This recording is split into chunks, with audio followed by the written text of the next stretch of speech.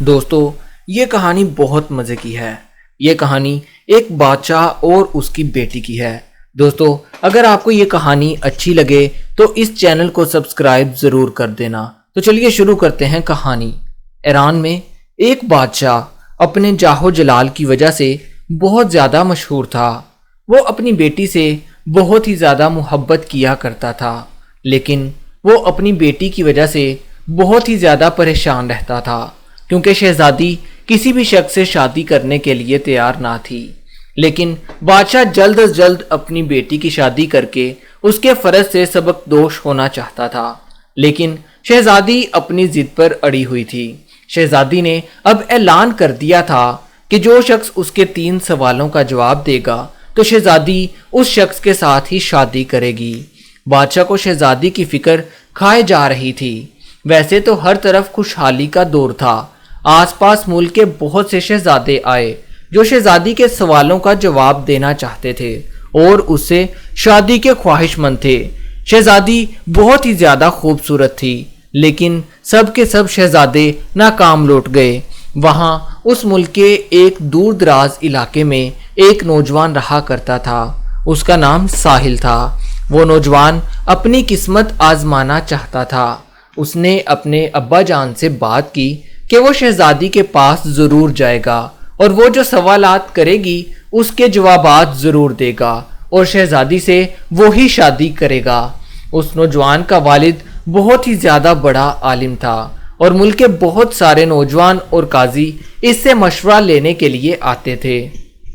اس نے جب اپنے بیٹے کی بات سنی تو کہنے لگا کہ اگر تم ناکام لوٹ آئے تو لوگ کیا کہیں گے کہ ایک عالم فاضل کا بیٹا ناکام ہو کر واپس لوٹا ہے۔ ساحل کہنے لگا کہ ابا جان کیا ہوا، بہت سارے لوگ واپس لوٹ کر آئے ہیں اور وہ شہزادی کے سوالات کے جوابات نہیں دے پائے۔ وہ ناکام لوٹ گئے تو ان کا کچھ نہیں ہوا، اور اگر میں بھی ناکام لوٹ آیا تو میرا بھی کچھ نہیں ہوگا۔ ابا جان، یہ بات تو صرف مقدر کی ہے اور شاید میں ہی وہ خوش نصیب ہوں جو شہزادی کے سوالات کے جوابات دے سکتا ہوں۔ باپ نے اپنے بیٹے کی ضد کے آگے ہار مان لی، کیونکہ ساحل اپنے ابو کی کوئی بھی بات نہیں مان رہا تھا۔ ساحل خوشی خوشی بادشاہ کے دربار کی طرف چل پڑا۔ گاؤں میں یہ خبر جنگل کی آگ کی طرح پھیل گئی تھی۔ ایک عالم کا بیٹا شہزادی کے سوالات کے جوابات دینے چلا ہے۔ محل درباریوں سے بھر چکا تھا۔ بادشاہ سلامت اپنی سیٹ پر بیٹھ چکا تھا اور ساتھ ہی ملکہ بیٹھی ہوئی تھی۔ ملک بھر سے سارے نوجوان دربار میں موجود تھے۔ آخر شہزادی نے اپنا پہلا سوال کر ڈالا۔ شہزادی بھی وہاں ہی موجود تھی۔ شہزادی نے اپنی شہادت کی انگلی فضا میں بلند کی اور کچھ دیر بعد اپنی انگلی کو نیچے کر لیا۔ ساحل کچھ دیر خاموش کھڑا رہا۔ اس نے شہادت والی انگلی کے ساتھ والی انگلی فضا میں بلند کی۔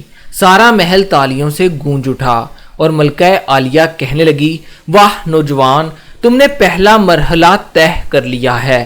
شہزادی اپنا دوسرا سوال کرنے لگی۔ شہزادی نے تلوار لے کر ہوا میں لہرائی اور کافی دیر تک تلوار ہوا میں لہراتی رہی۔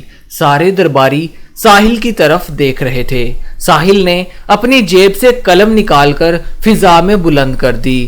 شہزادی یہ دیکھ کر بہت ہی زیادہ خوش ہونے لگی اور کہنے لگی، شاباش نوجوان، میں تم سے بہت زیادہ خوش ہوئی، تمہارا یہ جواب بھی درست ثابت ہوا۔ سارے لوگ یہ بات سن کر حیران ہو رہے تھے کہ شہزادی نے کیا پوچھا تھا اور ساحل نے کیا جواب دیا، اور یہ جواب کس حد تک درست ہے کہ اتنے میں شہزادی نے تیسرا سوال کر ڈالا۔ وہ تیزی سے سیڑھیاں اتری اور اتنی ہی تیزی سے دوبارہ سیڑھیاں چڑھنے لگی۔ یہ سوال بہت ہی زیادہ عجیب و غریب تھا۔ ساحل اس سوال کے بارے میں سوچنے لگا۔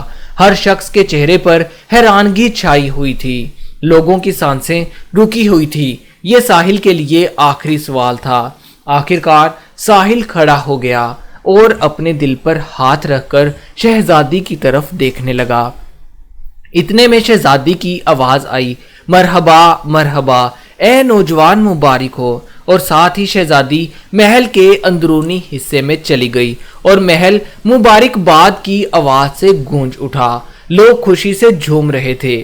साहिल दिल ही दिल में बहुत ज्यादा खुश हो रहा था। इतने में बादशाह सलामत बोल उठा कि ए नौजवान, तुमने मलका को मुतमिन कर दिया है। अब मुझे ये बताओ कि शहजादी के सवालात का तुमने किस तरह से जवाब दिया था, और अगर तुमने एक भी जवाब गलत दिया हुआ तो तुम्हें जिंदान में डाल दिया जाएगा। साहिल मुतमिन होकर बताने लगा और कहने लगा, बादशाह सलामत, शहजादी ने एक उंगली खड़ी करके ये पूछा था, क्या तुम अल्लाह को एक मानते हो? तो मैंने साथ दूसरी उंगली खड़ी करके ये बताया कि अल्लाह और उसके रसूल पर मेरा ईमान अटल है।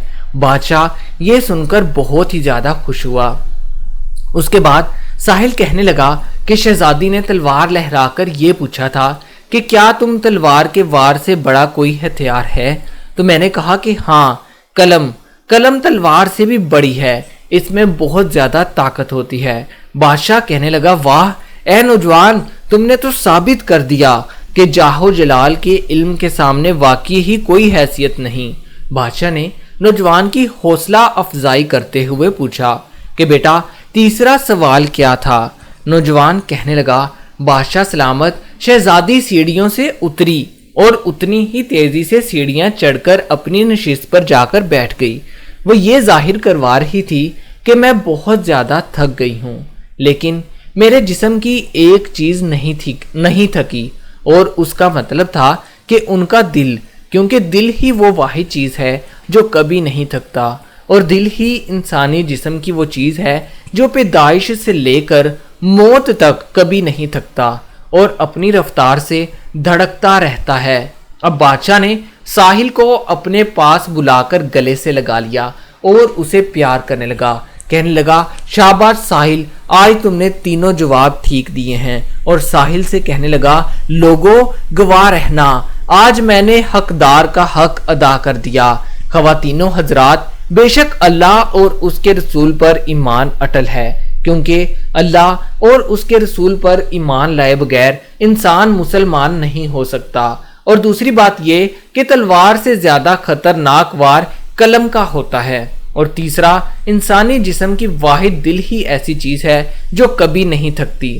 साहिल ने इन तमाम सवालात का जवाब देकर तमाम दरबारियों के साथ साथ बादशाह मलका और उनकी बेटी यानी शहजादी का भी दिल जीत लिया था।